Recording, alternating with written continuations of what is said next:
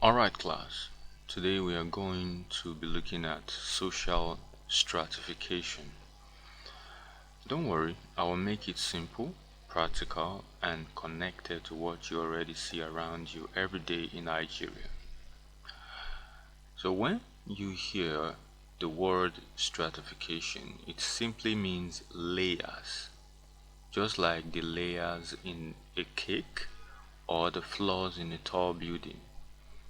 In society, stratification means that people are arranged in layers of inequality.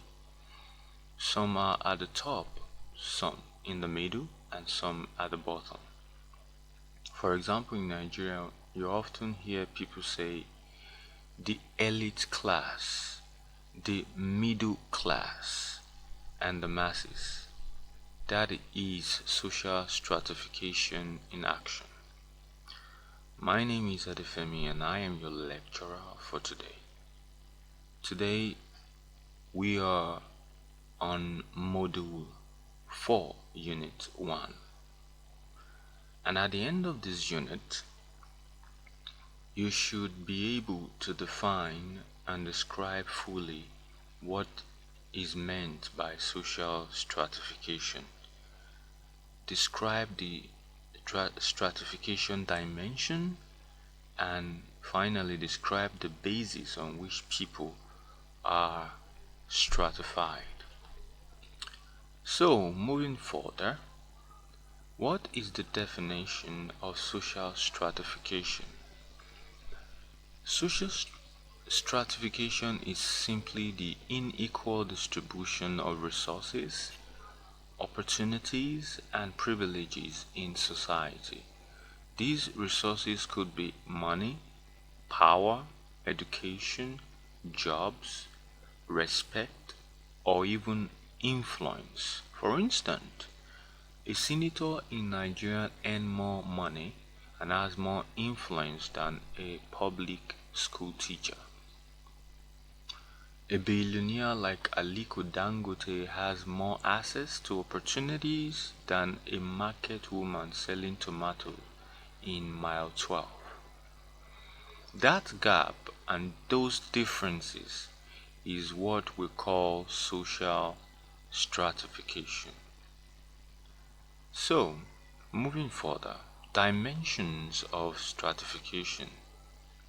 Sociologists usually break this down into three main dimensions. Number one, class, economic dimension.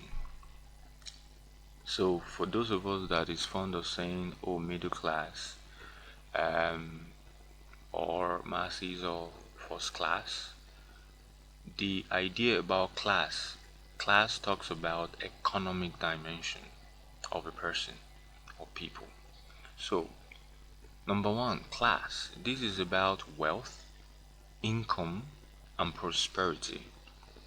For example, the rich, like big politicians, oil magnates, or CEOs, you know.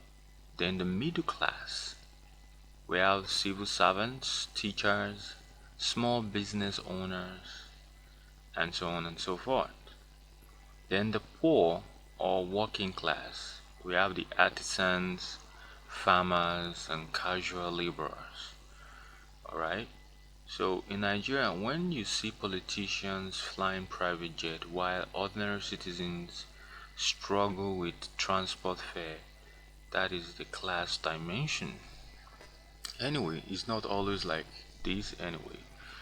So, number two, we have status, which talks about social prestige.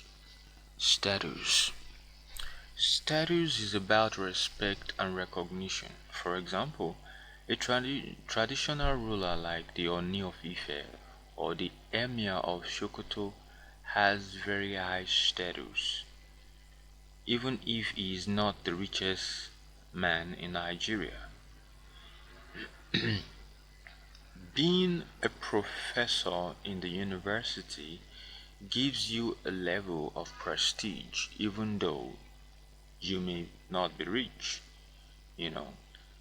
Then also, Think of how many people respect Nobel Prize winners, even if they are not billionaires. So, yeah. Number three, power, ability to control others. This is about influence and authority. For example, the president of Nigeria has enormous power because he can make policies that affect all citizens. Even at the local level, a landlord has power over tenants when it comes to rent. A country like the United States has global power, which is why their policies affect other nations, including African countries. Okay, so moving further, um, basis of stratification. Now let's look at some of these bases, factors that make people fall into different layers in society. Power. In Nigeria, and those in government often enjoy higher privileges. You know, income. Sometimes earning 500,000 naira per month is, earning 500,000 naira per month is in a different social layer than someone earning 70,000 naira. Authority. Religious leader like Pastor Iye Adeboye or the Pope command respect and influence. You know, ethnicity and religion. Sometimes people get opportunities and are denied or denied, because of ethnicity, e.g., Yoruba, Hausa, Igbo, or religion. Now, education. A university graduate is likely to have more opportunity than someone without formal schooling. Property and occupation. Owning land in Abuja puts you in a different social layer than being a casual worker in a rural village. So think about it. Even in your community, are all people treated equally? No, definitely. Some are respected, some are ignored, some obeyed.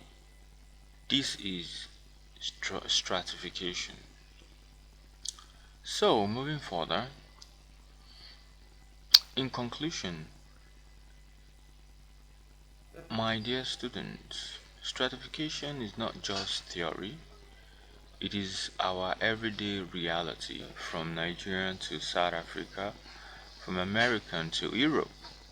Societies everywhere are divided into layers of wealth, status, and power. Some people are born into privilege while others struggle to climb up the ladder. But one important point at this is this: stratification is persistent. It doesn't end with one generation, it is passed on. For example, a child of a rich man in Ikoyi is more likely to attend a good school and remain in the upper class, while the child of a farmer in a rural village may struggle to break out of poverty.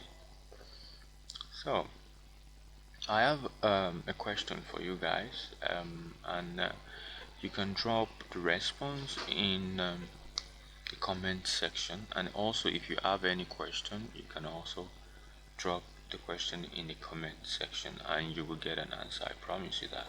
So, the class question is this: looking at Nigerian today, which do you think is the strongest basis of stratification?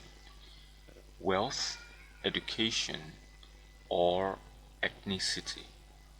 And give us the reason why you pick your answer. Thank you. Have a good day.